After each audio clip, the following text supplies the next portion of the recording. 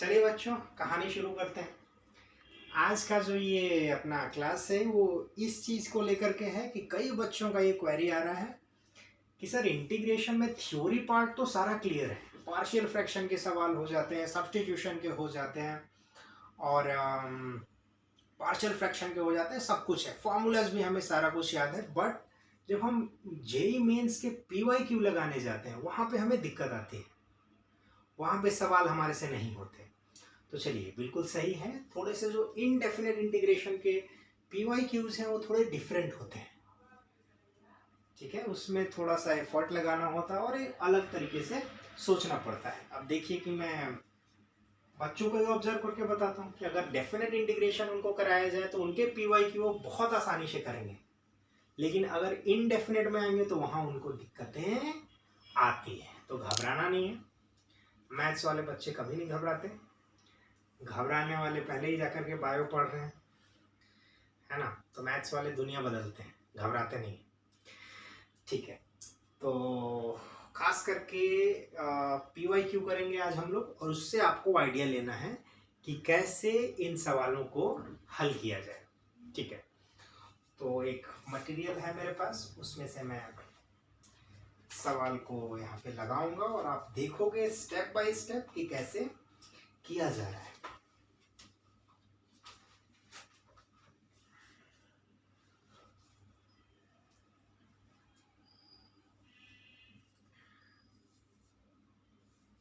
आप में से ज़्यादातर बच्चे आकाश बाइजू में पढ़ते हैं, तो आपके पास ये बुकलेट होगी,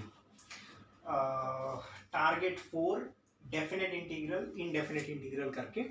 तो इसमें जो पहला PYQ है क्वेश्चन नंबर 67, ये आपको सेट 2 में मिलेगा और ये मेंस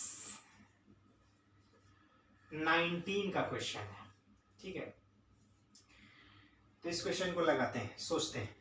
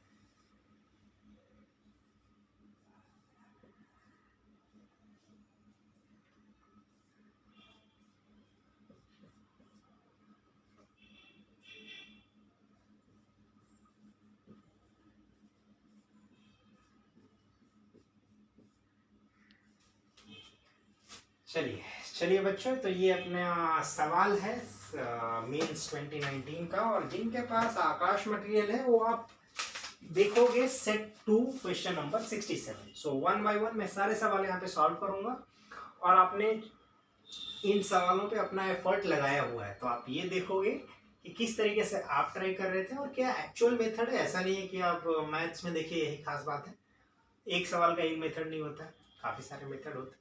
तो अपने को यहाँ पे सीखते हुए चलना है। ये एक मेथड है, हो सकता है आपके पास दूसरा मेथड हो सकता है कोई तीसरा मेथड हो, अपने को सब कुछ लेकर के चलना है, सीखते हुए चलना है। चलिए, तो देखिए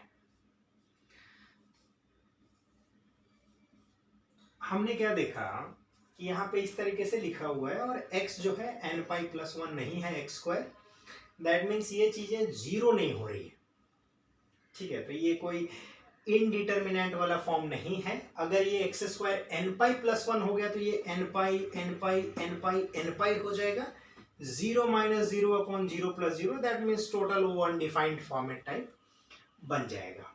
ठीक है, तो कैसे इसको किया जाए, चलिए सबसे पहले आप क्वेश्चन को ऑब्जर्व करो। ये खास बात है, बच्चे क्या है क्वेश्चन देख के डिसाइड कर लेते हैं अरे ये नहीं होगा। नहीं, क्वेश्चन दिया हुआ है, उसमें क्या क्या इनपुट्स हैं, क्या हमें गिवन चीजें हैं और क्या हमसे पूछा जा रहा है, तो वहां पे फिर अपन सोचना शुरू करते हैं कि यार इतना कुछ दिया हुआ है और अपने को निकालना ये है, तो क्या क्या मैं कर सकता हूं,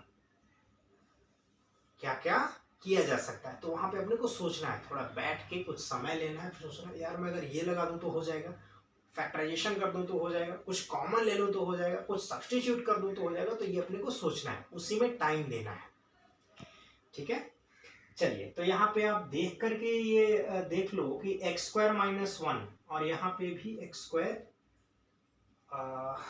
माइनस वन ही है, हाँ ये प्लस नहीं करके ये भी माइनस ही है। चलिए जी, तो आप यहाँ ये देखो कि एक्स स्क्वायर माइनस वन और टू है, दैट मीन्स ये साइन टू थीटा वाला फॉर्मेट है। तो साइन टू थीटा को अपन लिख सकते हैं two sine theta cos theta. चलिए लिख के देखते हैं।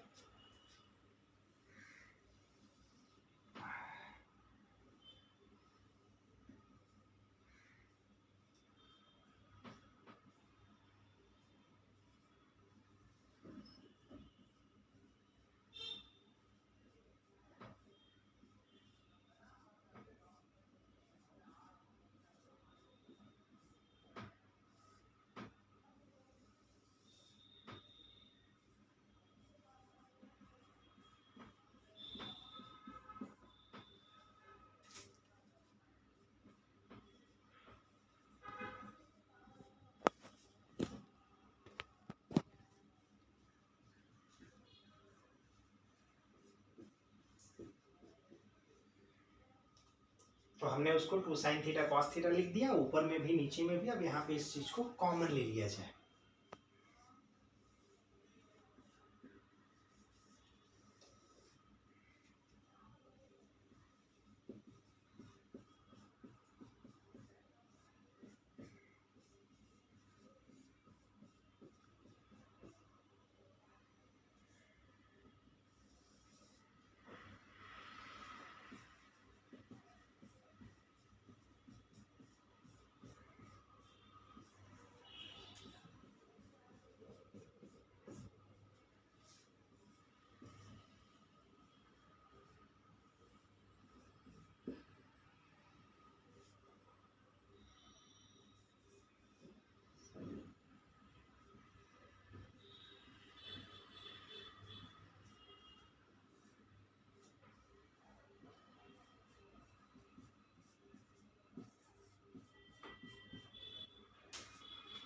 ये देखिए हमने two sine of x square minus one को कॉमन लिया, ये one minus cos theta upon one plus cos theta का फॉर्मेट है। वन माइनस कॉस थीटा को लिखते हैं two sine square theta by two, इधर two cos square theta by two, two से टू कैंसिल, और हम लोग देख रहे हैं यहाँ पे अपने को मिल रहा है इंटीग्रेशन ऑफ एक्स इंटू क्या है tan of x square minus one into dx।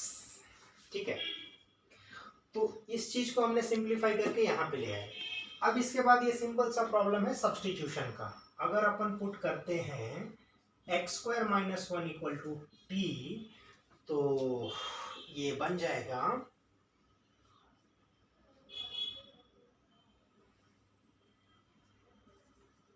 dt by dx is equal to 2x। That means x dx को अपन लिखेंगे dt by two, dt by two into tan of t। That means half बाहर लेके आए, tan t dt। तो tan का integration क्या होता है log ऑफ secant x। तो log of secant t, that means log of secant x square minus one, और वो जो हाफ था वो बाहर है। तो देखिए कौन सा ऑप्शन जाएगा, half of log secant x square minus one, that is first option आपका करेक्ट हो जाएगा। ये था अपना क्वेश्चन नंबर 67। Thank you.